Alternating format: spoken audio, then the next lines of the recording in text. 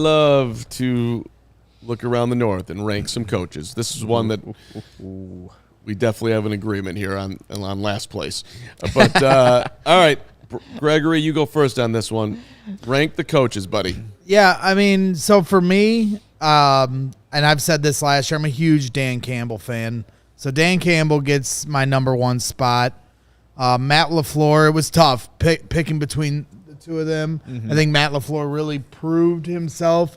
You know, after Aaron Rodgers left, there was a disconnect, it felt like, at the back end of Rodgers' career in Green Bay. Well, once he got Jordan Love in there, and you saw the way he developed him last year, saw the way he developed those wide receivers, and that offense, and that outside zone running with Aaron Jones, they were clicking on all cylinders. No doubt. But the reason I give Dan Campbell the edge is I'm a big identity guy when it comes to coaching.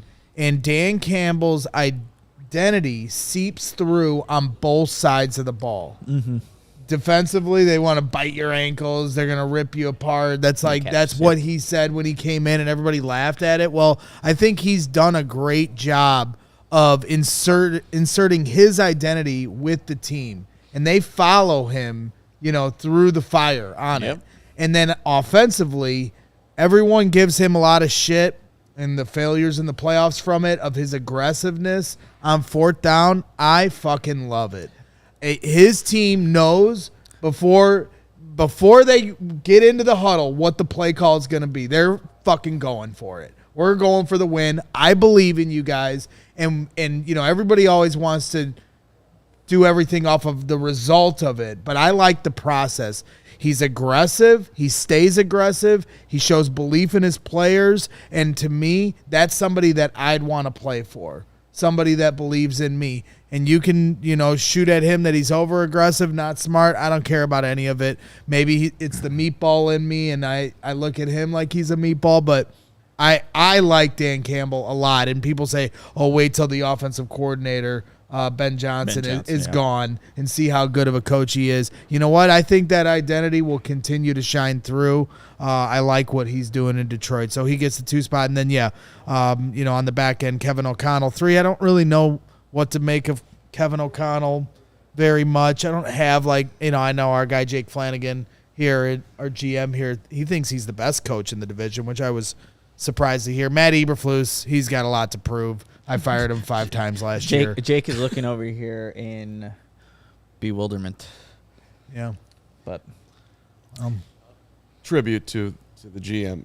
All right, so that was my biggest question with Matt Eberflus is, like, he made some great adjustments as the year went on, and the defense got better. They ended up leading the league in interceptions defensively. But was that a product of Montez Sweat? You know, like, I think it's a little bit. It's both. He's got to get credit for developing these rookies: Javon Dexter, Tyreek Stevenson, Kyler Gordon here, coming up into his 3rd year, is looking very good. But you know, Montez Sweat was the nitrous oxide that really made this defense go. So I don't know. You know, nitrous oxide. Wow.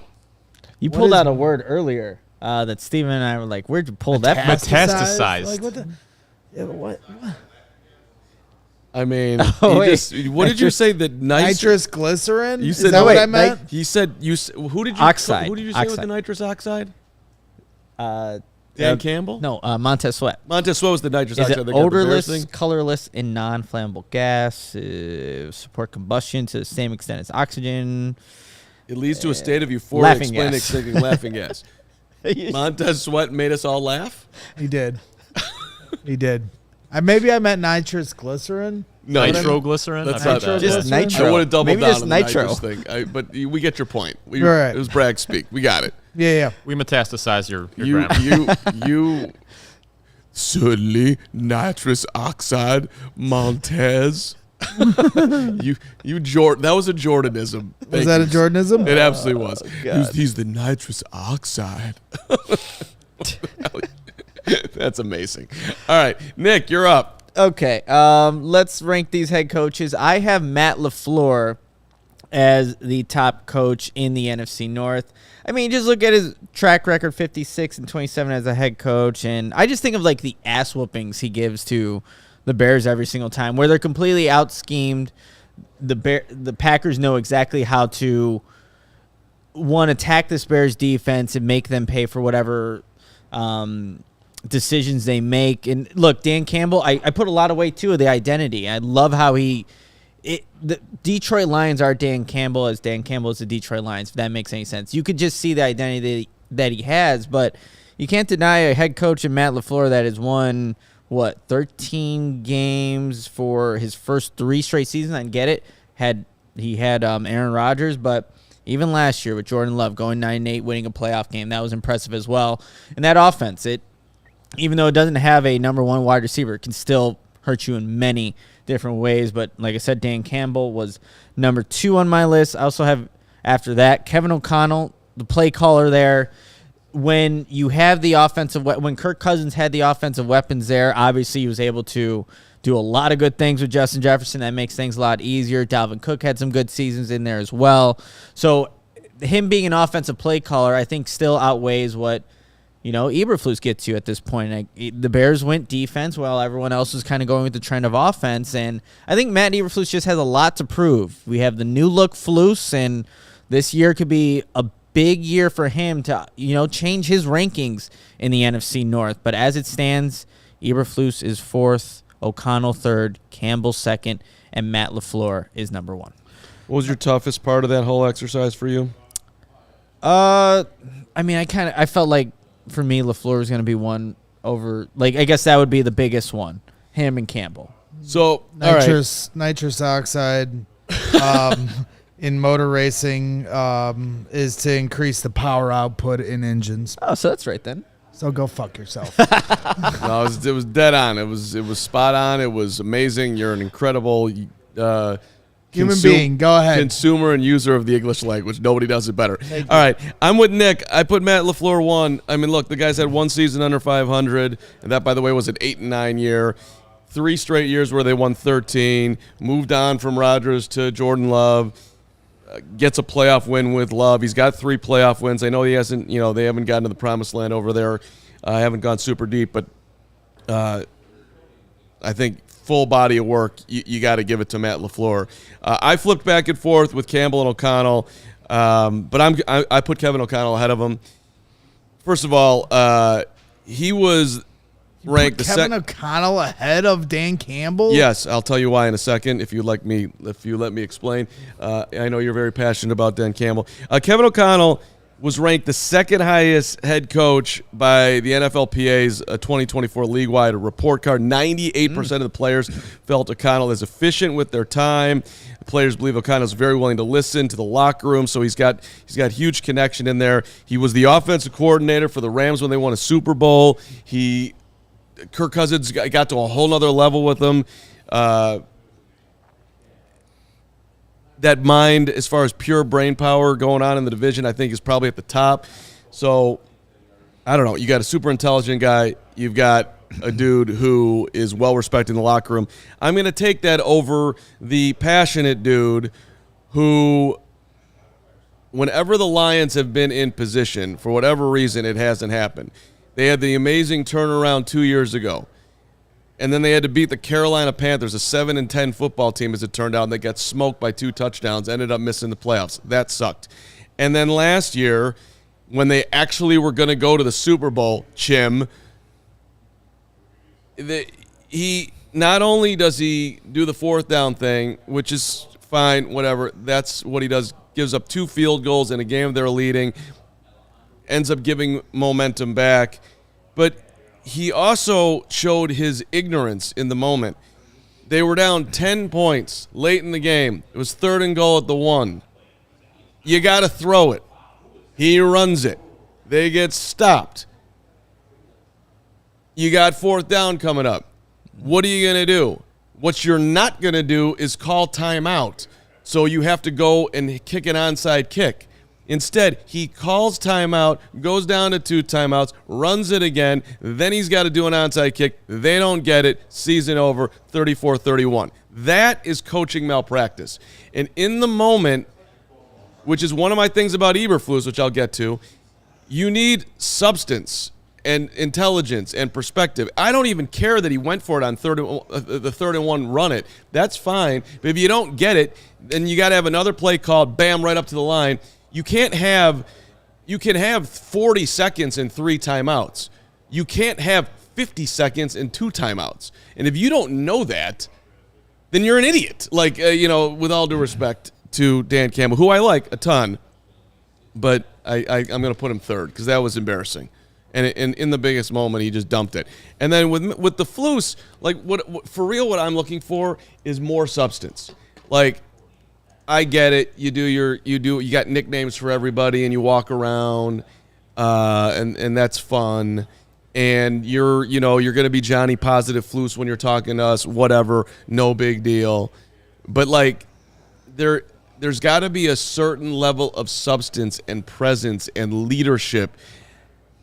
And I don't have a lot of faith that when the Bears actually get in the moments that the Lions got to, that Matt Eberflus is going to deliver in those moments. There's no evidence that I've seen that he's going to have that, let alone be like creative and think outside the box and do something where you think, wow, that was super freaking intelligent. Like,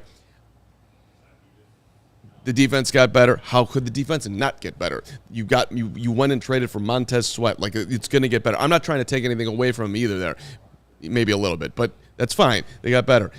I don't have any problem with Matt Eberflus being my defensive coordinator. But as far as like, is this where Ryan Poles talks about like he's front facing in front of the room and he's great there, so he gets to see stuff that we don't see. But even like, and I'm nitpicking here too, but like his videos where we see him making the call, he had when he's talking to Velus Jones, can you believe this, Velus? Can you believe this, Velus? And then the next one, can you believe this, Quran? Can you believe this? Like, I don't know. He's just too corny, man. Like, I need substance here. Give me some substance. Some winning. And plus, the division has a bunch of good coaches. Yeah. I mean, so 100%. he's got a little bit to climb here. That was the one thing we came to a consensus on, is that Eberflus is looking up at these other NFC North coaches. I just don't see how anybody could debate that right now for Eberflus' position, but you do you. Well, do you want to hear what our poll results are? Because I asked our chat. So this was actually a bigger blowout than I thought it would have been. So with 48% of the vote, Matt LaFleur was voted the best head coach in the NFC North. Second was Dan Campbell, 26% of the vote. And this is where it gets weird. Matt Eberflus was 3rd.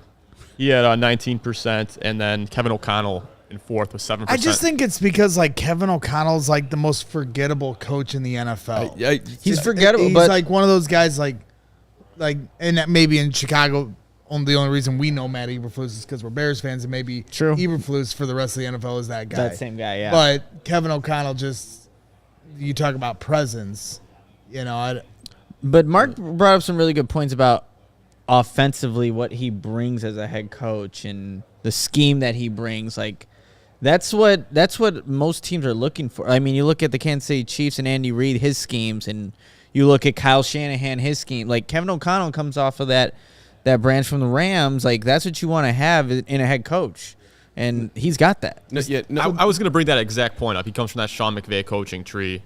People love that. Does he get a little bit too much credit just because he came from that coaching tree, or is he that good of an offensive coach? Matt LaFleur? No, I'm talking about Kevin O'Connell. Okay. I think you got to give him a ton of credit for the Rams Super Bowl championship. You trade for Stafford, you put that offense together. Nobody else has that level of accomplishment on their resume in the division. I mean, he's true. You got to give him some props for it. It certainly doesn't take him down.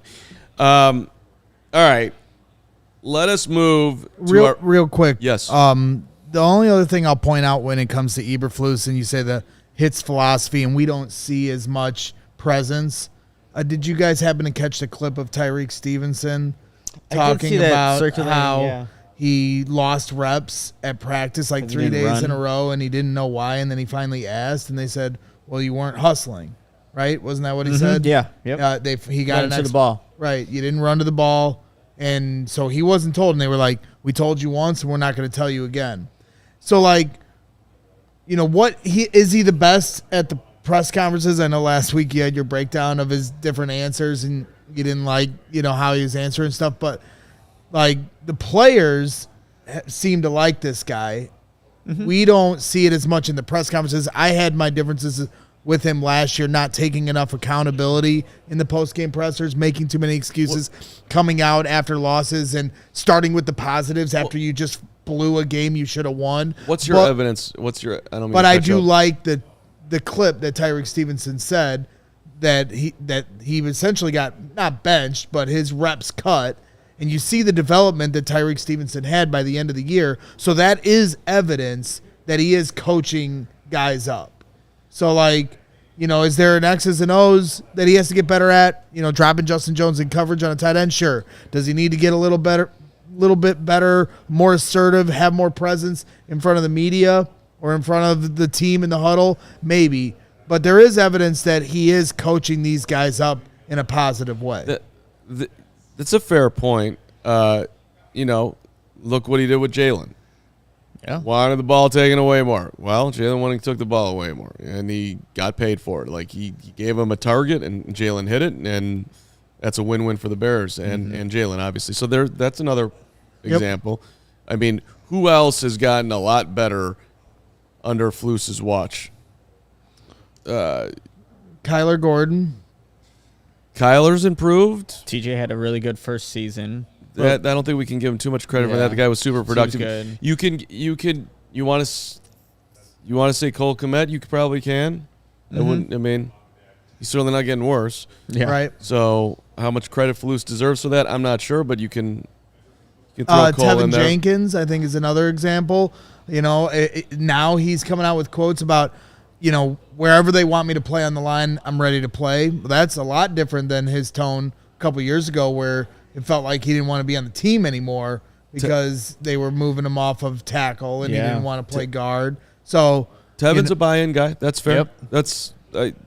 That's another good example. Definitely some perks with the Flus. We're not. Again, there's some really good head coaches in this division right now. I still don't hear comments coming out of there like, you guys don't get how like there's nowhere near the rhetoric around the Flus that there was on Lovey when Montez was talking him up when he first got here last year. He had a few quotes, right?